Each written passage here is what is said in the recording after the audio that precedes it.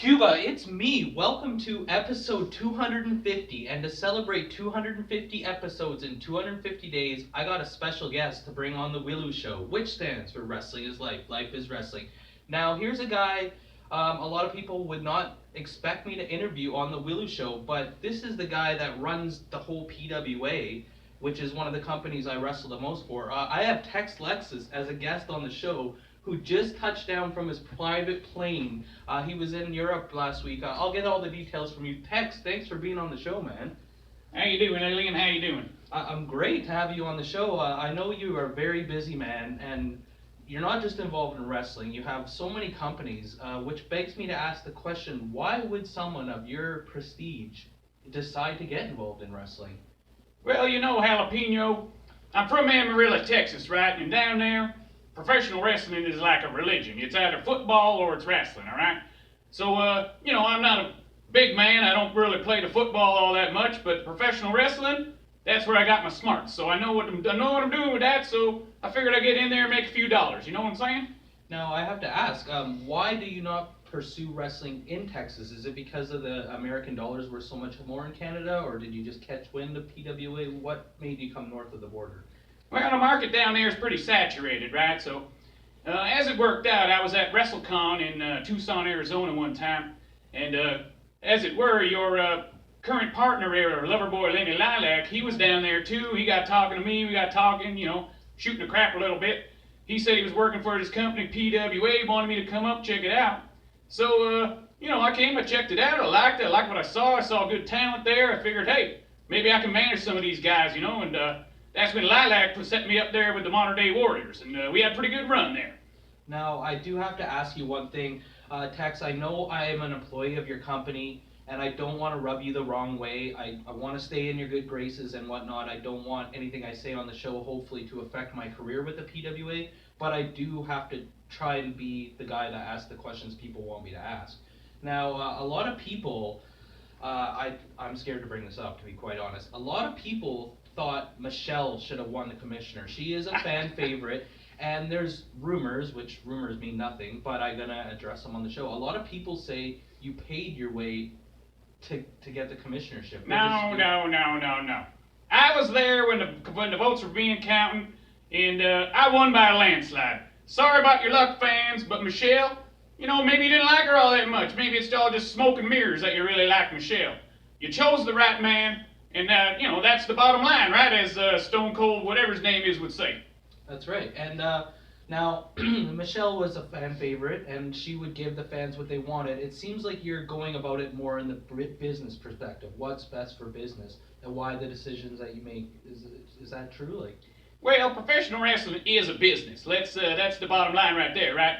Now, Michelle, she treats it kind of like a little circus of her own. You know, she wants to get all the fans cheering for her and all the nice things going on. Well, that's not professional wrestling. Professional wrestling is two guys or two women or a guy and a woman like you're going to see on Saturday going head to head fighting it out.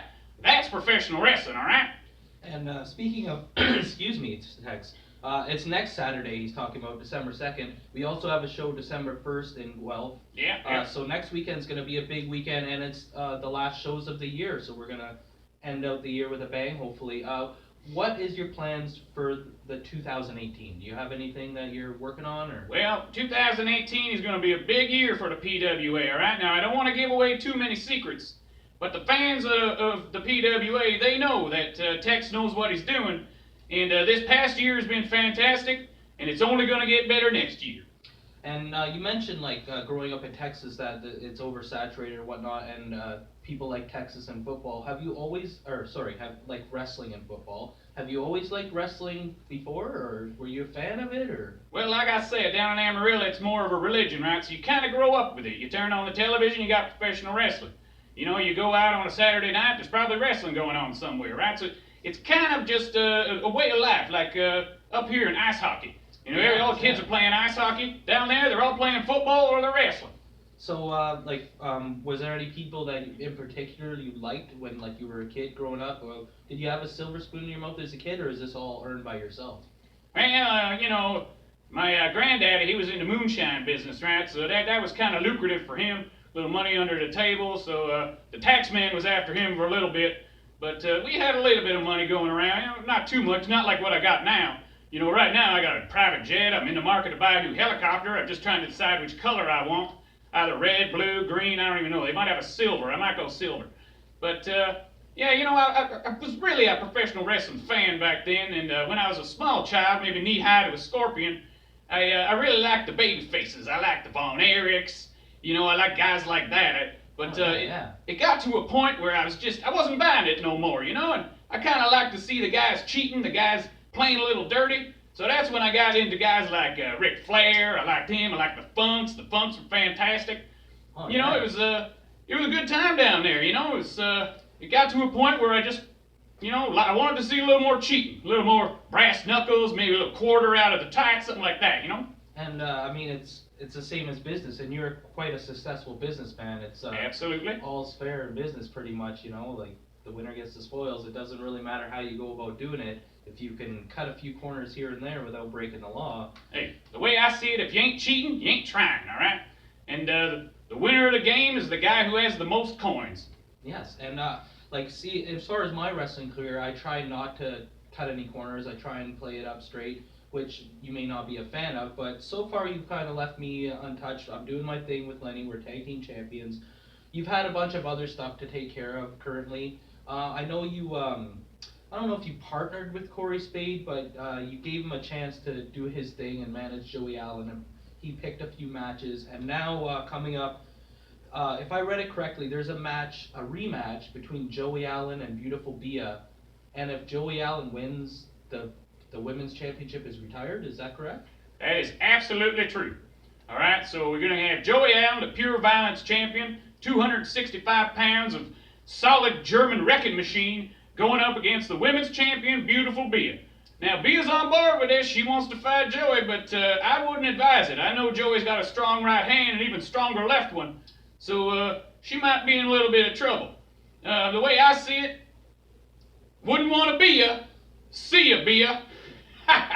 Jeez, but like, for such a successful businessman as yourself, is it a good decision? What if she doesn't win and we don't have the women's championship? Would you still feature women on the shows though, but just no championship? Absolutely. I like the women wrestling, you know. I think it's very competitive. The fans like it. And, you know, as much as the fans boo me and like to laugh at me and mock me whenever they want, the fans are what make the business, you know. So, you know, I'll have women's wrestling on there, but, hey, they just won't have a title to fight for. You can blame that on Bia for not winning.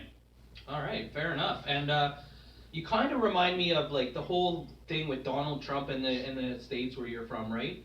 He came up as president. A lot of people disliked him, but a lot of people thought he was a smart businessman, so maybe he's right for the job. And I know you do have your followers, people that, there was one time where I had a broken ankle and I watched, and it was like the commissioner people were having like a debate in the ring, and there was a lot of people cheering for you as well. So you do have your fans, so which explains why you won the commissionership. But the thing I'm curious about is Eric Kearney. Now I see you're still wearing the neck brace. He has been demanding a lot out of you and saying he deserves this, he deserves that, and you, as far as I've seen from the back, have been giving him what he wants. Why would he kick you in the head? Well, Eric Kearney is he's a special creature, you know. He's a tough guy. He's an elite wrestler, but he kind of plays by his own rules, and I'm okay with that. Like I said before, if you ain't cheating, you ain't trying, all right? Now, I don't expect everyone to kiss my butt. I expect them to be hard competitors, all right? And Eric Kearney is exactly that. He kicked me in the face, and, you know, it kind of wobbled me a bit, and while I was being airlifted to the hospital, it kind of dawned on me. Now, that guy has what it takes. All right? So he may have demanded matches and asked a whole bunch of me and then kicked me in the face. So why would I help him out? For exactly that point. He took the initiative to kick the most powerful man in the PWA. Sure, yeah. And he said, I'll take the consequences. Well, the consequences were, I said, you got the tenacity, boy. You're going to go to BC and you're going to get that elite title back. Wow. So basically, you kind of respect that he went and did something so atrocious. Like, you're like, you wish it wasn't you, kind of, but you respected where it came from, I guess? Yeah, I've had countless hours of rehabilitation trying to cure my neck. As you can see, it's still a little sore. Got to wear this brace on doctor's orders. But, I mean, he stepped up, all right? It's it's the nature of the game. It's a physical business we're in, and he did what it had to do. So I gave him a shot. And I know you can afford the best doctor, so if it's still bothering you, like, he must have done some serious damage to you. No, he kicked me pretty hard, all right, but hey, man, it's not the first time I've been kicked or punched in the face, so bring it on. Actually, wait, don't bring it on. I don't want to get kicked in the face like that again. I'm getting too old for that. Is that something